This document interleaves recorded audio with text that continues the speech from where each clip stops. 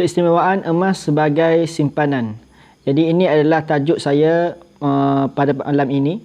Saya Muhammad Amirullah bin Muhammad Zuki merupakan Authorized Dealer di bawah bimbingan Tuan Muhammad Zulkifli Syafi'i. Tuan Muhammad Zulkifli Syafi'i ini pengarang buku Wang Emas Bertahan Ketika Gawat. Sesiapa yang nak pandai dalam emas dan juga ilmu-ilmu berkaitan dengan pengurusan keuangan, sila baca buku yang ditulis oleh Tuan Muhammad Zulkifli Syafi'i. Antaranya ialah buku Wang Emas Bertahan Ketika Gawat dan juga buku Misi Bebas Hutang.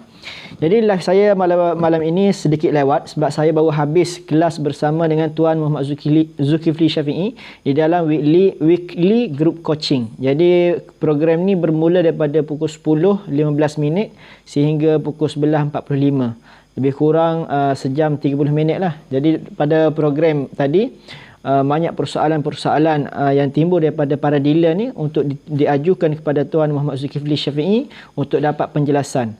Jadi hampir 23 persoalan yang ditanya oleh para dealer kepada Tuan Muhammad Zulkifli Syafi'i. Jadi di dalam perkongsian Tuan Muhammad Zulkifli tadi, di dalam weekly group coaching tadi, dia ada menyentuh adakah pelaburan emas ni, simpanan emas ni merupakan pelaburan yang terbaik. Jadi Tuan Muhammad Zulkifli Syafi'i bagi tahu apa? Sebenarnya setiap fungsi pelaburan ni dia ada fungsi tersendiri. Pelaburan-pelaburan, pelbagai jenis pelaburan ni dia ada kelebihan dia yang tersendiri. Terima kasih Puan Ashraf Rahani. Jadi sebenarnya setiap pelaburan ni dia ada kelebihan dia sendiri. Hartanah ada kelebihan dia, emas ada kelebihan dia, saham ada kelebihan dia. Sebab apa? Dia ni, setiap jenis pelaburan ni dia ada fungsi yang tersendiri. Dia ada fungsi yang tersendiri. Kita tak boleh kata yang terbaik sekali, pelaburan yang terbaik sekali ialah hartanah. Kita tak boleh kata juga pelaburan yang terbaik sekali ialah emas. Kita tak boleh bagi tahu juga pelaburan yang terbaik sekali ialah saham. Sebab apa? Sebab kesemua instrumen ni, alat-alat keuangan ni semuanya ada kelebihan yang tersendiri. Seperti mana seorang tu nak bina sebuah rumah, dia tak boleh kata untuk bina sebuah rumah ni yang paling baik sekali ialah tukul. Tak boleh bagi tahu juga yang terbaik sekali dalam membina rumah ni ialah gergaji. Tak boleh bagi tahu alat yang paling baik sekali untuk membina rumah ialah paku ataupun pahat. Jadi tak boleh. Sebab apa? Semua alat-alat yang digunakan untuk membuat rumah ni adalah ada fungsi dia yang tersendiri. Tidak lebih dan tidak kurang antara mereka ni. Sebab apa? Dia ada fungsi yang tersendiri. Begitu juga dengan emas. Terima kasih Tuan Azian. Jadi lewat sikit perkongsian baru habis weekly group coaching bersama Tuan Muhammad Zulkifli Syafi'i. Sebab saya ni ada target nak buat live selama 40 hari. Jadi alhamdulillah hari ini merupakan hari ke-21 saya buat live. Jadi tuan-tuan, sebenarnya pelaburan yang terbaik sekali bukan dalam emas, bukan dalam hartanah, bukan dalam saham. Pelaburan yang terbaik sekali ialah pelaburan dalam ilmu. Jadi perlu banyakkan baca buku. Jadi setiap apa pelaburan yang kita nak ceburi, kita perlu baca berkaitan dengan perkara tadi. Jadi kalau kita nak mahir dalam hartanah, baca buku berkaitan hartanah. Siapa mentor-mentor, sifu-sifu dalam hartanah. Nak mahir dalam saham, kita perlu baca buku-buku berkaitan dengan saham. Nak mahir dalam emas, maka kita perlu baca buku-buku mentor yang tulis berkaitan dengan emas. Jadi saya sarankan tuan-tuan yang nak mahir berkaitan emas, rujuk, sila beli baca berkali-kali buku Wang Emas Bertahan Ketika Gawat tulisan Tuan Muhammad Zulkifli Syafi'i. Ataupun tuan-tuan juga boleh beli buku daripada Samsudin Kadir. Jadi Samsudin Kadir ni dia ada buat buku Beli Emas. Jadi ni pun buku yang bagus juga. Kalau kita nak tahu, nak mahir dalam emas, boleh beli dan baca buku Tuan Samsudin Kadir. Ataupun baca buku Mahaguru Emas kita, iaitu Tuan Syukur Hashim, Menyingkap Rahsia Pelaburan Emas. Jadi apa-apa sekalipun pelaburan ni dia perlu kepada ilmu. Kita kena baca banyak, kena berguru banyak, kena tengok orang yang dah berjaya dalam bidang tersebut. Jadi tuan-tuan yang dimuliakan oleh Allah Subhanahu Wa Taala, keistimewaan emas sebagai simpanan ni kalau nak dibandingkan dengan benda-benda lain, mungkin saham ada kelebihan dia, hartanah ada kelebihan dia. Jadi sekarang saya nak bagi tahu dua kelebihan emas, dua keistimewaan emas sebagai simpanan. Jadi tuan-tuan, emas ni terbaik sekali apabila seseorang tu ada satu penyakit, ada satu masalah. Apa dia masalah dia? Masalah tidak lekat simpanan yang dibuat.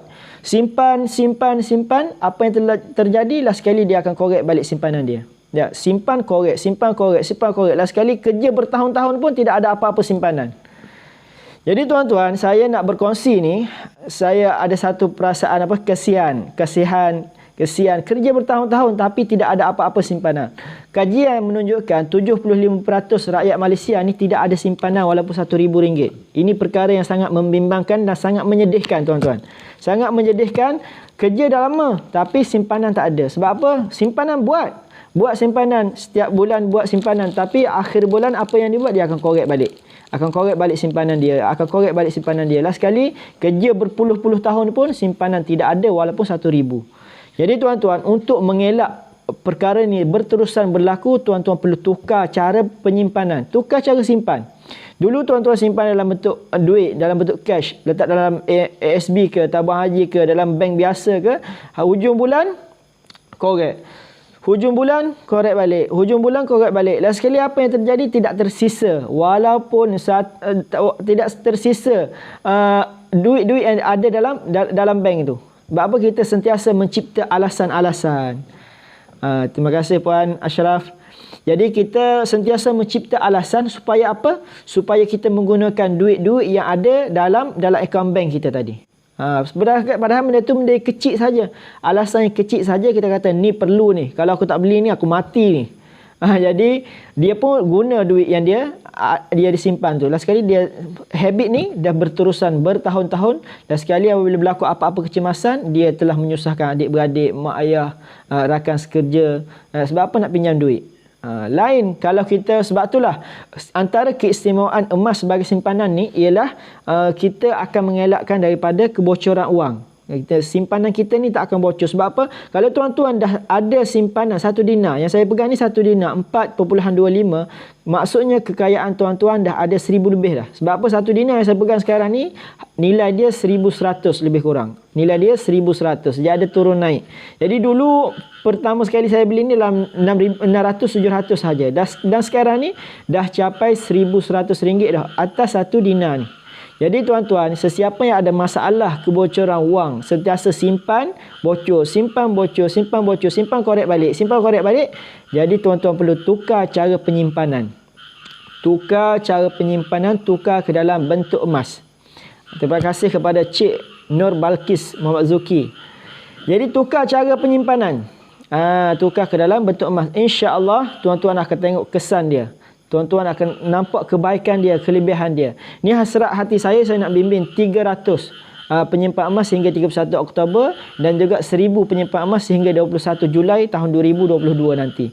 Jadi ini hasrat saya, orang yang kerja bertahun-tahun, ubahlah cara penyimpanan kita. Tukar pula kepada emas. InsyaAllah tidak akan korek.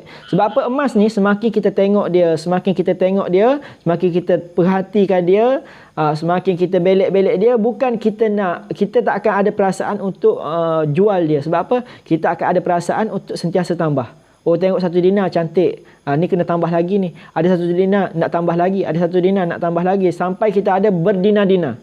Sampai kita layak menjadi pembayar zakat. Seperti mana saya cerita live saya pada semalam, kena ada 20 dinar. Ada 20 dinar, ada 20 keping yang saya pegang ni sudah cukup melayakkan tuan-tuan menjadi pembayar zakat. Dan kelebihan kedua emas sebagai simpanan ni ialah emas ni dia bertahan ketika gawat. Seperti mana tajuk buku Tuan Muhammad Zulkifli Syafi'i, wang emas bertahan ketika gawat. Tuan-tuan, apabila berlaku apa-apa kegawatan ekonomi, kegawatan politik ataupun apa-apa kegawatan, yang paling selamat sekali, harta yang paling selamat sekali ialah emas. Ataupun berlaku apa-apa peperangan. Tuan-tuan, contoh kalau kita ada sebiji rumah, ada tanah, ada kebun, berlaku peperangan. Rumah kita dibom, tanah kita dibom, berlaku apa-apa pencerobohan. Apa ada nilai pada rumah kita? Apa ada nilai pada rumah kita? Tak ada nilai pun. Sebab apa? Satu, tak ada nilai. Satu, kita nak bawa lari rumah kita pun tak boleh. Kita nak bawa lari rumah kita pun tak boleh. Kita nak bawa lari tanah kita pun tak boleh. Tapi emas yang kita ada ni, kita boleh bawa lari di mana-mana sahaja. negara mana sahaja kita boleh bawa lari, dan ia laku di mana-mana sahaja. Sebab apa? Emas ni adalah duit antarabangsa. Seperti mana yang berlaku kepada rakyat Vietnam yang berperang dengan Amerika dulu. Ya, yang berperang dengan Amerika dulu, rakyat Vietnam ni datang ke Malaysia. Dijadikan butang butang baju dia ni dengan emas. Dan dia ada sorok emas-emas dia ni, datang ke Malaysia, dia tukar emas-emas yang dia bawa melalui baju, melalui benang yang dia buat tu, tukar ke dalam bentuk duit, dan dia memulakan kehidupan baru di Malaysia ni.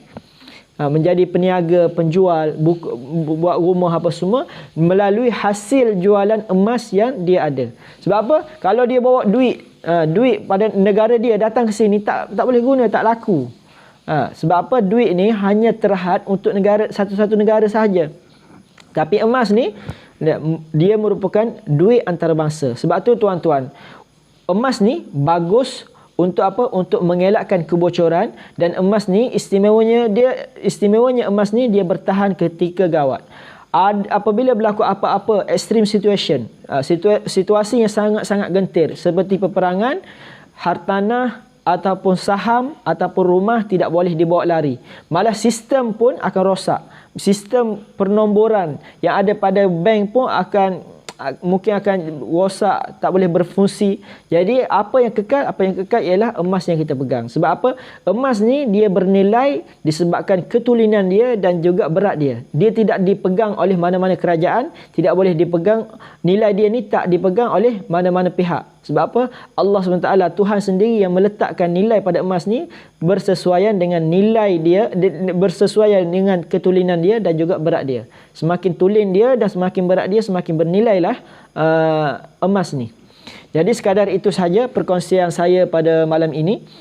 Jadi saya bagi tahu dua keadaan, dua keistimewaan emas sebagai pelaburan. Pertama sekali, elak bocor. Yang kedua, emas ni bertahan ketika gawat. Dan tuan-tuan, sebagai kesimpulan, pelaburan yang terbaik sekali bukannya emas.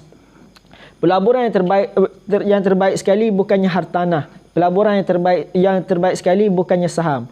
Pelaburan yang terbaik ialah pelaburan terhadap ilmu.